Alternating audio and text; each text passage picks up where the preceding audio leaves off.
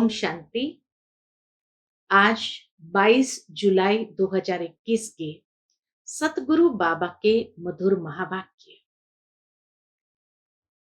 भारत में विशेष सतगुरु वार का महत्व होता है कि जब कई आत्माएं शुभ मानते हैं कि बृहस्पति का दिन है, बृहस्पति की दशा बैठती है,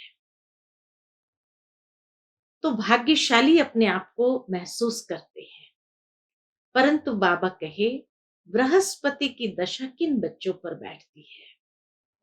तो जो बच्चे देह सहित देह के सर्व संबंधों को भूल स्वयं को आत्मनिश्चय करते हैं, और ऐसे निश्चयात्मक बुद्धि बच्चों पर ही बृहस्पति की दशा बैठती है। और उसका अनुभव क्या है?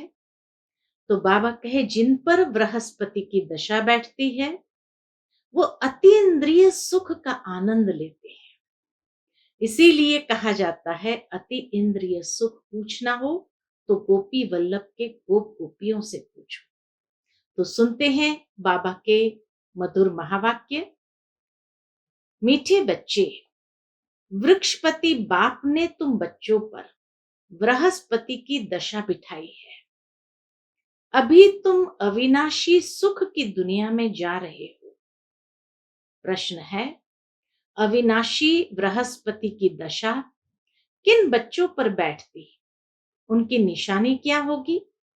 उत्तर है, जो बच्चे जीते जी देह के सब संबंधों को त्याग अपने को आत्मनिश्चय करते हैं। ऐसे निश्चयात्मक बुद्धि वाले बच्चों पर बृहस्पति की दशा बैठती है।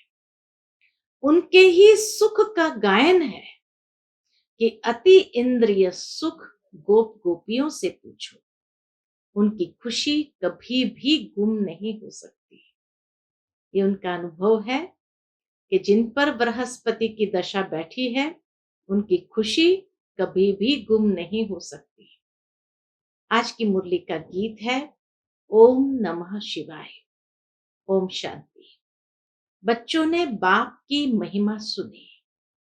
आज के दिन को कहा ही जाता है वृक्षपति डे, जिसको मिलाकर कहते हैं बृहस्पति। इनको ही गुरुवार भी कहा जाता है। न सिर्फ गुरुवार परंतु सतगुरुवार बंगाल में बहुत मानते हैं। गाया जाता है मनुष्य सृष्टि का बीज रूप, इसीलिए वृक्षपति कहते हैं। बीज ठहरा तो पति भी ठहरा। वृक्ष के बीज को बाप भी कहेंगे। उनसे वृक्ष उत्पन्न होता है। यह है मनुष्य सृष्टि रूपी झाड़। इनका बीज ऊपर में है। तुम जानते हो हम बच्चों पर अब अविनाशी वृक्षपति की दशा है, क्योंकि अविनाशी स्वराज्य मिल रहा है। सतयुग को कहा ही जाता है अविनाशी सुखधाम। कलयुग को कहा जाता है विनाशी दुखधाम। अभी दुख धाम का विनाश होना है, सुख धाम अविनाशी है। आधा कल्प चलता है जो अविनाशी वृक्षपति स्थापन कर रहे हैं। बच्चों को सर्विस के लिए पॉइंट्स नोट करनी है। कौन सी पॉइंट्स नोट करनी है? अब बाबा सिखाते हैं। प्रदर्शनी में यह पॉइंट्स मुख्य समझाने की है।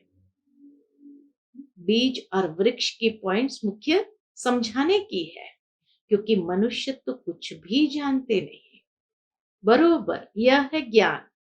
अब बाप यह ज्ञान देते ही है नई और पुरानी दुनिया के बीच में। फिर यह प्रायलोप हो जाता है। देवताओं को यह ज्ञान नहीं होता है।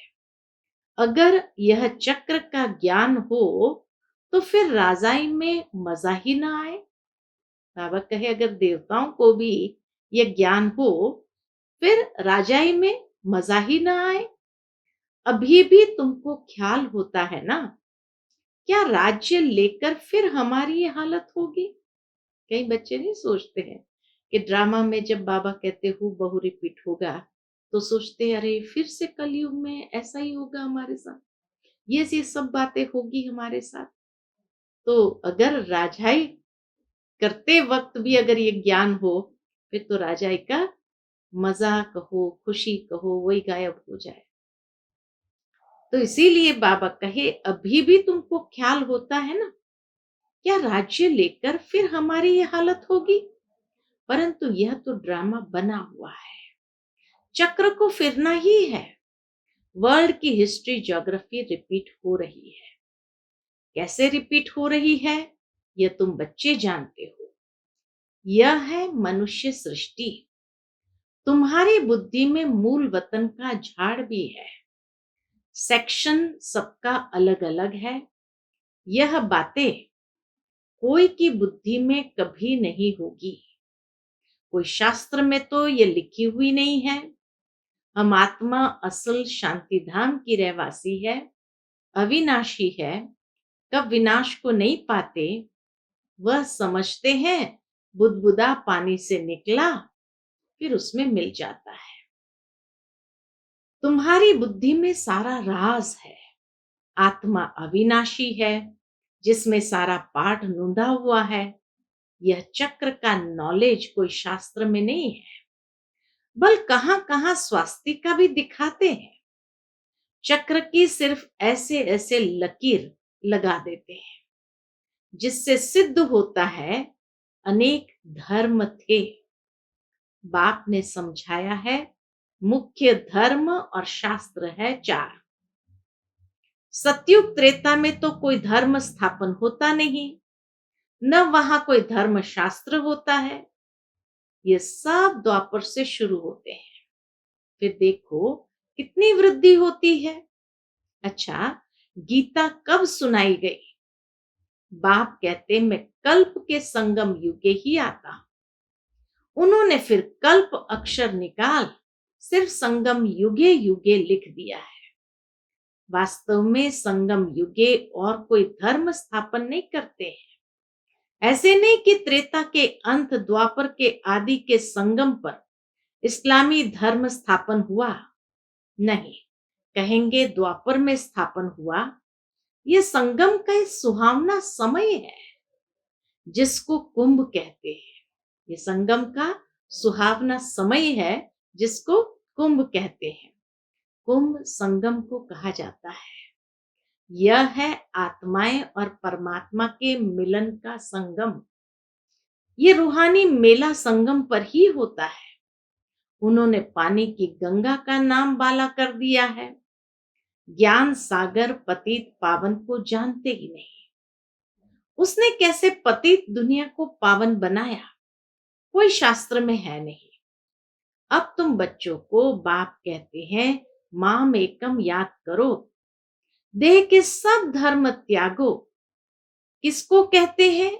आत्माओं को। इसको कहा जाता है जीते जी मरना। इसको कहते हैं जीते जी मरना। मनुष्य शरीर छोड़ते हैं तो देह के सब संबंध छूट जाते हैं, याद भी नहीं रहते। बाप कहते हैं जो भी देह के संबंध है वह सब छोड़ अपने को आत्मनिश्चय करो। निश्चयात्मक बुद्धि बनो। जितना जास्ती याद करेंगे तो बृहस्पति की दशा होगी।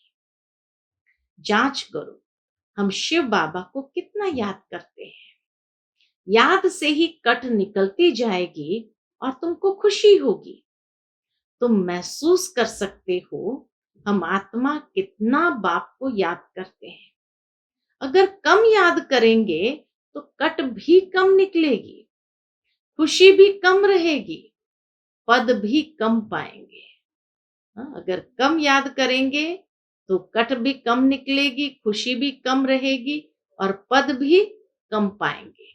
आत्मा ही सतो रजो तमो बनती है। इस समय का ही गायन है। क्या गायन है? गोप गोपियों के अतीन्द्रिय सुख का। और कुछ भी याद नहीं पड़ता है सिवाय बाप के। तभी खुशी का पारा चढ़ेगा।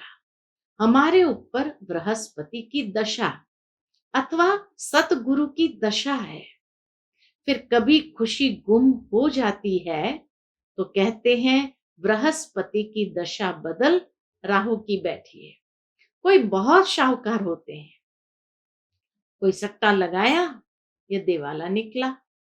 भारत में ही जब ग्रहण लगता है तो कहते हैं दे दान तो छूटे ग्रहण। तुम्हारा देवी देवता धर्म भी 16 कला संपूर्ण था, उनको ग्रहण लगा हुआ है, राहु की दशा बैठती है, इसलिए देवताओं के आगे जाकर गाते हैं आप सर्वगुण संपन्न, हम पापी कपटी है। अभी तुम समझते हो राहु का ग्रहण लगने से सब काले बन गए हैं, चंद्रमा के पिछाड़ी में लकीर जाकर रहती है। बाप भी समझाते हैं तुम देवी देवताओं की भी चित्र है। गीता ही आदि सनातन देवी देवता धर्म का शास्त्र है, परंतु यह अपने धर्म को नहीं जानते हैं। रिलीजियस हेड्स की कॉन्फ्रेंस करते हैं, तुम वहां भी समझा सकते हो ईश्वर सर्वव्यापी तो है नहीं, वह तो बेहद का बाप है। बच्चों को आकर वर्षा देते हैं, साधु संत आदि को तो वर्षा मिलता नहीं, तुम मानेंगे कैसे? तुम बच्चों को ही वर्षा मिलता है। मुख्य बात है ही यह सिद्ध करने की कि ईश्वर सर्वव्यापी नहीं है। शिव जयंती होती है, शिव जयंती कहो अथवा रुद्र जयंती कहो, रुद्र या ज्ञान यज्ञ रचते हैं, है तो शिव। वही गीता ज्ञान यज्ञ है जिससे विनाश ज्वाला प्रज्वलित हुई है। प्रैक्टिकली तुम देखते हो, बाबा कहे प्रैक्टिकल में तुम देखते हो। क्या देखते हैं? कैसे निराकार बाबा ने रुद्र ज्ञान यज्ञ रचा है। साकार तो कुछ कर न सके, यह बेहद का यज्ञ है, इसमें सारी पुरानी दुनिया स्वाहा होनी है, बाकी तो वह सब है जिस्मानी यज्ञ। कितना रात दिन का फर्क है। बाप कहते हैं यह रुद्र ज्ञान यज्ञ है, विनाश भी होना है। तुम जब पास हो जाएंगे, पूरा योगी और ज्ञानी बन जाएंगे, तो फिर तुम्हारे लिए नई दुनिया स्वर्ग चाहिए, नरक का जरूर विनाश चाहिए। राजस्व अश्वमेध अक्षर भी ठीक है, घोड़े को स्वाहा करते हैं, वास्तव में है तुम्हारा यह रथ, शरीर रूपी रथ को भूलना माना अश्व को स्वाहा करना। एक दक्ष प्रजापति का भी यज्ञ रचते हैं, उनकी भी कहानी है। अब तुम बच्चों को कितनी खुशी होनी चाहिए, हमको वृक्षपति बाप पढ़ा रहे हैं। हमारे ऊपर अब बृहस्पति की दशा है, हमारी अवस्था बहुत अच्छी है। कितने लक्षण बाबा ने अब तक बताए कि जिसके ऊपर बृहस्पति की दशा होगी उनकी अवस्था बहुत अच्छी है। फिर चलते चलते लिखते हैं, क्या लिखते हैं बाबा को? बाबा हम तो मूंझ गए हैं, पहले हम बहुत खुशी में थे, अब पता नहीं क्या हुआ है। यहाँ आकर बाप का बनना बड़ी यात्रा है। वहां तीर्थ यात्राओं पर जाते हैं तो कितने पैसे खर्च करते हैं। अब यहाँ तो दान करने की बात नहीं, इनमें कुछ भी पैसा खर्च नहीं करना है। वह है जिस्मानी यात्राएं, तुम्हारी है रूहानी यात्रा। जिस्मानी यात्रा से फायदा कुछ भी नहीं। गीत में भी है ना, चारों ओर लगाए फेरे, फिर भी जन्म जन्मांतर दूर रहे। अभी तुम समझते हो कितनी ढेर यात्राएं की होगी, हमने अब तक कितनी ढेर यात्राएं की होगी। कहां न कहां मनुष्य जाते जरूर है। हरिद्वार में गंगा जी पर जरूर जाते हैं, पतित पावनी गंगा समझते ना, अब वास्तव में तुम हो सच्ची सच्ची ज्ञान गंगाएं।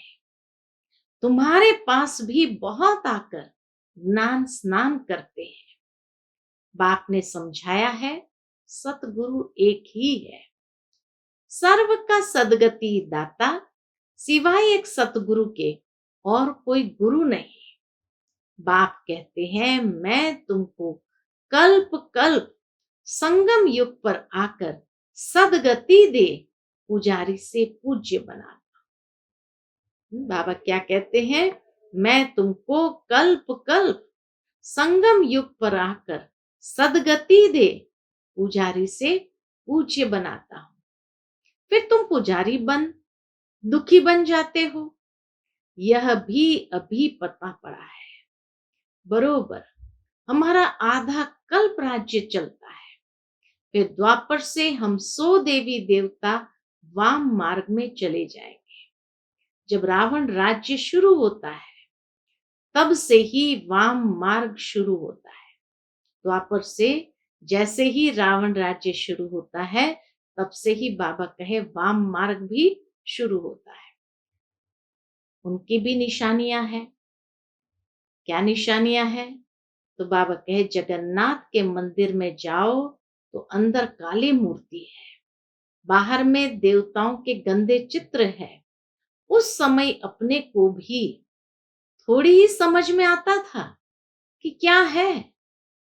विकारी मनुष्य विकारी दृष्टि से देखेंगे तो समझते थे देवताएं भी विकारी थे। यह लिखा हुआ है कि देवताएं वाम मार्ग में जाते हैं, ड्रेस भी देवताओं की दी है। यहां भी दिलवाड़ा मंदिर में जाओ तो ऊपर में स्वर्ग लगा हुआ है और नीचे तपस्या में बैठे हैं। इन सब राजों को और कोई जानते नहीं। बाबा का तो अनुभवी रथ है ना। तो इसीलिए दिखाते हैं कि भक्ति मार्ग में सबसे पहले शिव के मंदिर स्थापित हुए और उसके बाद जगन्नाथ का मंदिर सबसे पुराना माना जाता है देवताओं के पूजा में। और वहां सारी मूर्तियां काली है, बाहर भी गंदे चित्र लगे हुए हैं। है देवता ड्रेस में, लेकिन कैसे गंदे कर्म करते हुए दिखाए हैं। तो इसीलिए बाबा कहे, बाबा का तो अनुभवी रथ है ना। तो बाबा जो सारा राज है ये सृष्टि चक्र का, हम बच्चों के आगे स्पष्ट करते हैं। तुम बच्चे अब समझ रहे हो। क्या समझ रहे हैं? आत्माएं और परमात्मा अलग रहे बहुकाल, सुंदर मेला तब लगा जब सतगुरु मिला दलाल। तुम जो पहले अलग हुए हो, फिर तुम ही आकर पहले मिलते हो। सतयुग का फर्स्ट प्रिंस है श्री कृष्ण। कृष्ण का बाप भी तो होगा ना। कृष्ण के माँ बाप का इतना कुछ दिखाते नहीं है, सिर्फ दिखाते हैं माथे पर रखकर नदी से उस पार ले गया। राजाई आदि कुछ नहीं दिखाई है। उनके बाप की महिमा क्यों नहीं है? अभी तुम जानते हो, इस समय कृष्ण की आत्मा ने अच्छी रीति पढ़ाई पढ़ी है, जिस कारण माँ बाप से भी उच्च पद पाया है। तुम समझते हो, हम श्री कृष्ण की राजधानी में थे। समझते हैं कि हम श्री कृष्ण की राजधानी में थे, स्वर्ग में तो थे ना।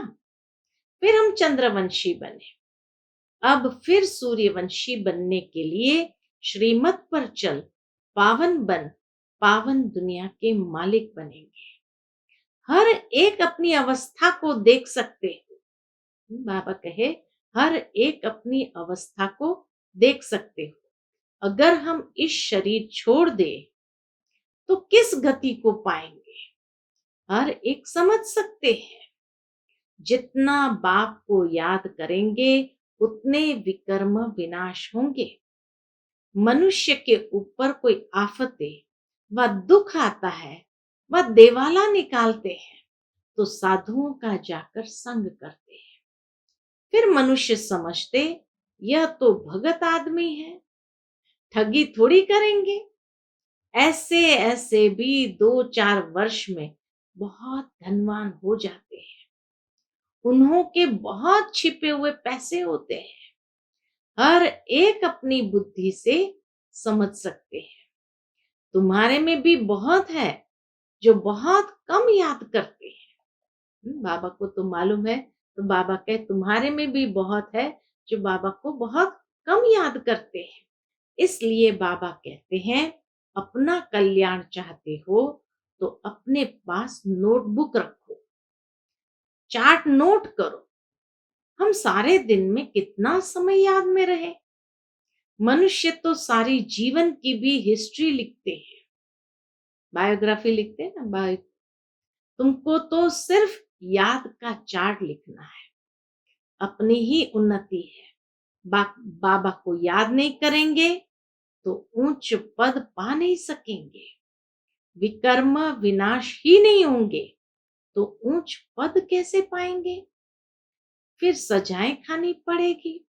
मोचरा जो नहीं खाएंगे तो पद अच्छा मिलेगा। मोचरा खाकर मानी मिलेगी यानी पद मिलेगा, तो मोचरा जो नहीं खाएंगे तो पद अच्छा मिलेगा। मोचरा खाकर फिर कुछ थोड़ा बहुत पद पाना वह क्या काम का। धर्मराज का मोचरा न खाए, बेइज्जती न हो, यह पुरुषार्थ करना है। समझा क्या पुरुषार्थ है। धर्मराज का मोचरा भी न खाए यानी सजा भी न खाए, बेइज्जती न हो, ये पुरुषार्थ करना है। तुम देखते हो शिव बाबा बैठा रहता है, फिर धर्मराज भी है, तुमको सब साक्षात्कार कराते हैं। तुमने यह किया था, याद है। बाबा सजा देने से पहले हर एक को साक्षात्कार कराते हैं। अब खाओ सजा, फिर उसी समय सजाएं उतनी ही खाते हैं जितनी जन्म जन्मांतर खाते हैं। पिछाड़ी में थोड़ा रोटी टुकड़ा मिला, उससे क्या फायदा। मोचरा तो नहीं खाना चाहिए। बाबा के मोचरा तो नहीं खाना चाहिए। अपनी अवस्था की जांच करनी है। जैसे पोतामिल निकालते हैं, कोई 6 मास का, कोई 12 मास का, कोई तो रोज का भी निकालते हैं। बाप कहते हैं तुम भी व्यापारी हो। कोई विरला व्यापारी बेहद के बाप से व्यापार करे। खुली ऑफर है बाबा की। धन नहीं तो तन मन तो है ना।